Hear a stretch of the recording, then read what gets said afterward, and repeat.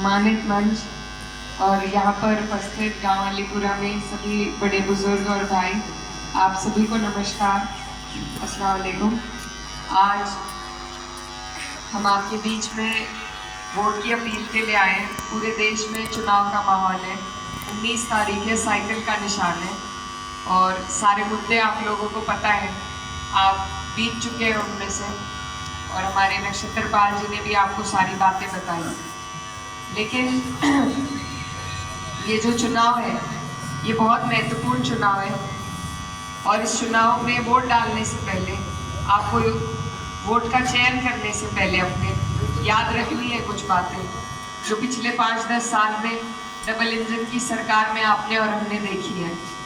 Double engine जरूर देखा है हमने, लेकिन लाभ हम तक और आप तक कोई नहीं पहुंचा, क्योंकि लाभ पहुंचाने वाले जो सरकार के नुमाइंदे हैं वो आप तक हम तक कोई लाभ पहुंचाना ही नहीं चाहते, उनकी नीयत ही नहीं है। इस सरकार में जिसे हम 10 साल से देख रहे हैं, जो गरीब और पिछड़ा वर्ग है, जो मध्य वर्गीय लोग हैं, जो सबसे पीछे कतार में खड़े रहते हैं, उनके लिए कोई भी लाभकारी योजना इस सरकार ने नहीं लागू करी। आप देख रहे हैं बिजली की दरें लगातार बढ़ती जा रही है और मीटर जो है अब आपके ट्यूबवेल तक पहुंच गए हैं, लेकिन आपका पेमेंट अब भी रुका हुआ है। आपसे पैसे लेने के इनके पास सारे हथकंडे तैयार हैं, लेकिन जब देने की बात आती है और आपका अपना ही पेमेंट देना है, इन्हें कोई फ्री में कुछ नहीं दे रहा है, वो भी आपको वक्त पे नहीं मिलता है। आज तो बहन बेटियों की शादी करना भी बहुत बड़ी बात हो गई है।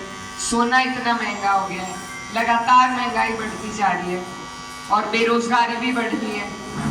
आज किसान भी परेशान है, हमारे मजदूर भी परेशान हैं, जो छोटे व्यापारी हैं वो भी परेशान हैं, उन्हें कई तरह के टैक्स दे दिए करने के लिए। तो ये जो सरकार है ये लाभ नहीं चाहती है, आम जनता का लाभ नहीं चाहती है। हमारे लाभ की जितनी चीज़ें थी, जो भी सरकारी संस्थाएं थी, सब इन्होंने बेच दी, कुछ उद्योगपतियों को दे दी और इसी तरीके से ये उद्योगपति के इन्होंने 16 लाख करोड़ माफ करे हैं। अगर चाहते तो किसानों के बहुत कर्ज माफ कर सकते थे, लेकिन इनकी नीयत में नहीं है, इनका एजेंडा ही नहीं है। इनके एजेंडे में है आपको और हमें मोहताज बनाना अनाज के लिए, ताकि हम उनकी तरफ देखें कि कब सरकार का 5 किलो का अनाज हमें मिलेगा और हमारा दिनचर्या चलेगा। तो ये आपको और हमें कमज़ोर करना चाहते हैं, लाचार बनाना चाहते हैं। ये पूरा इस 10 साल के कार्यकाल में पृष्ठभूमि आपके सामने है।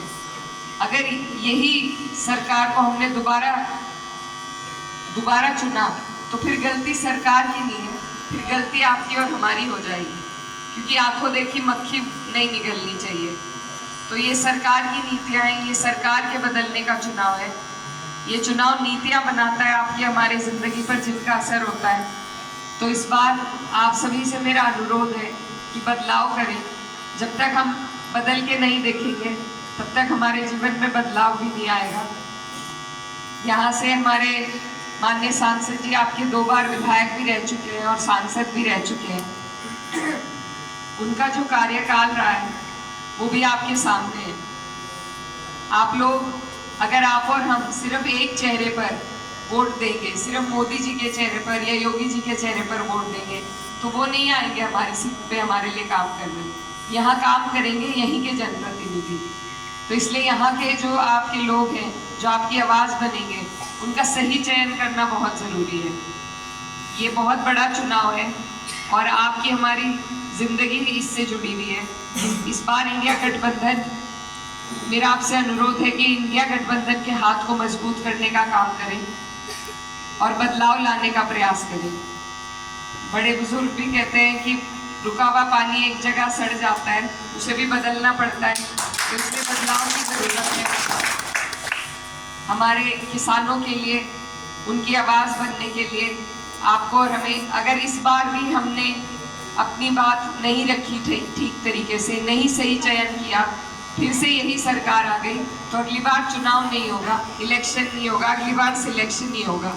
ये हमें बता दिया करेंगे कि ये तुम्हारे MP हैं, ये MLA हैं, ये नेता हैं, फिर आप और हम विरोध भी करने लायक नहीं बचेंगे। तो हमें ज़रूरत है कि हम ऐसी सरकार बनाएं जो सबसे पीछे खड़ा है कतार में उसकी बात कर सके, जो दबे कुचलों की बात कर सके।